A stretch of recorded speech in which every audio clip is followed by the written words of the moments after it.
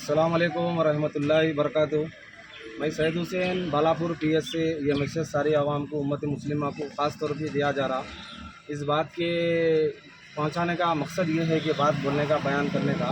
Balapur PS में हम आए हुए हैं। मेरा भतीजा होना जो जिसकी उम्र 17 साल है, मोहम्मद अब्दुल नासिर, जो कॉलेज में फर्स्ट ईयर जो है पढ़ रहे थे, स्टूडेंट थे।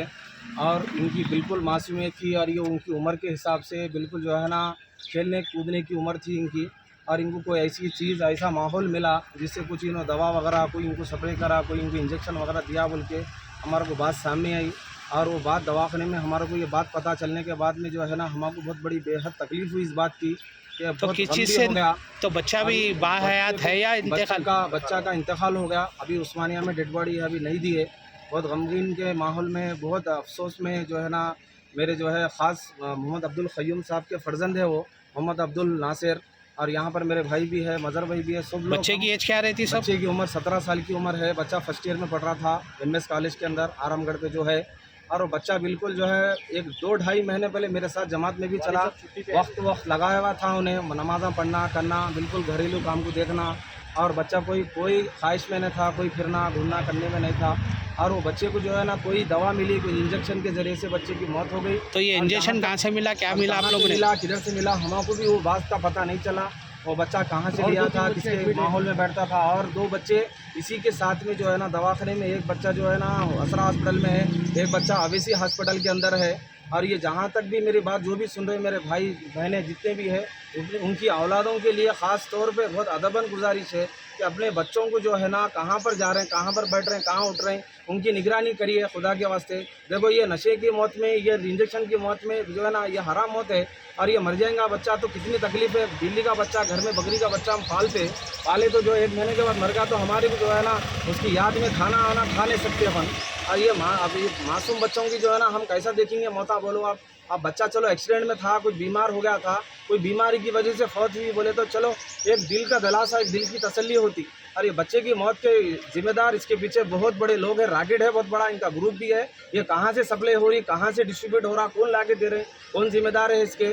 और ये बच्चों तो मासूम बच्चों को कॉलोनियों में ला के कैसा दे सकते, इसके पीछे हुकूमत भी जिम्मेदार है। हुकूमत से भी हमारी अपील है और हुकूमत को भी हमारी गुजारिश है कि जो पुलिस भी जो डिपार्टमेंट है, नारकोटिक जो डिपार्टमेंट है, कोई भी उसका भी इसके रिलेटेड है, उनको फौरी सज़ा होना, उनको फौरी जो है ना कानून के हिसाब से इनकी क्या सज़ा मुकर्रर होती, उनको सज़ा देना ज़रूरी है। नहीं तो अगर हम आज खामोश बैठेंगे, जो मासूम बच्चे जो पढ़ने वाले दूध के दाँत भी उनके नहीं झड़े बोलते हमारे बुजुर्ग, वो बच्चे आज खबरस्तानों को चले आ रहे हैं। आज वो बच्चे जाके जो है ना दवाखानों में वेंटिलेटर पे पड़े हुए हैं। आज जो गरीबा कैसा इलाज कराएंगे, दवाखानों में जो है ना लूट मार चली हुई है। एक दिन के अंदर हमारे बच्चे को 50 से 70 हज़ार रुपये चार्ज कर दिए। गरीब आदमी, मजदूर आदमी कहाँ से ला के कराएंगा। वो दवा मिल रही 2,000-4,000 की दवा बच्चा ले रहा, उधर से जैसे एडजस्टमेंट करके बच्चे को जो है ना उसका एडिक्शन बना दे रहे हैं।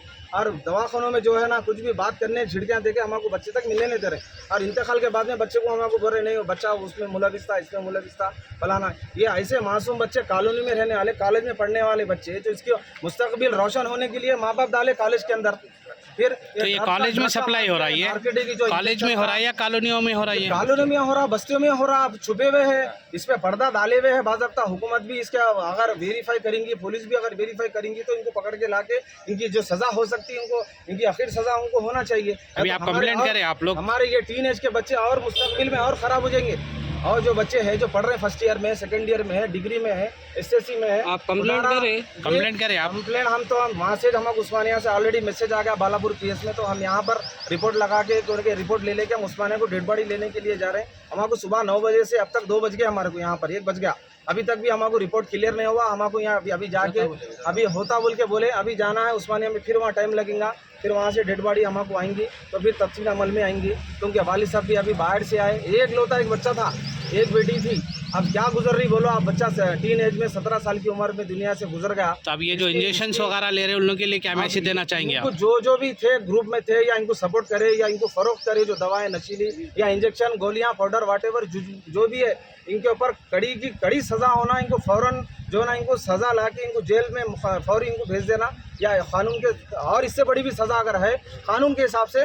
गुजारिश है कि हम जो है ना सारे के सारी की तरफ से जो है ना उनको ये सज़ा देना ज़रूरी है। नहीं तो फिर हमारे घरों में जो बाकी जो बच्चे हैं, पढ़ने लिखने वाले बच्चे हैं, जिससे हम उम्मीद लगा के बैठे कि मेरा बच्चा पढ़ के लिख के काबिल बनेगा, हमारी आंखों की ठंडक बनेगा, दस्तो बाजू बनेगा हमारा, बोल के हम घरों में उनको अच्छी से अच्छी तालीम दे रहे, लाखों करोड़ों रुपया लगा दे रहे हैं। ठीक है ना, बस यही से बोलना था भाई, मकसद और कुछ भी नहीं है, इसके पीछे कोई मफाद नहीं है। बस ये मैसेज उम्मत मुस्लिमा को है, अपने भाया बहना जितने भी बात सुन रहे हैं कि उनके बच्चों की निगरानी खुद करना है और तकलीफ़ में भी खुद रोना है। फिर अगर नहीं करेंगे, नहीं उनको सेव करेंगे, अगर उनकी टाइम टेबल नहीं बनाएंगे, दीनी माशरे के अंदर उनको नहीं डालेंगे, तो फिर ऐसे मौताएँ होते रहेंगे, ये ड्रग्स माफिया चलते रहेगा, बहुत मुश्किल हो जाएंगी बाद में फिर हमारा जीना। फिर हम वैसी जो है ना गम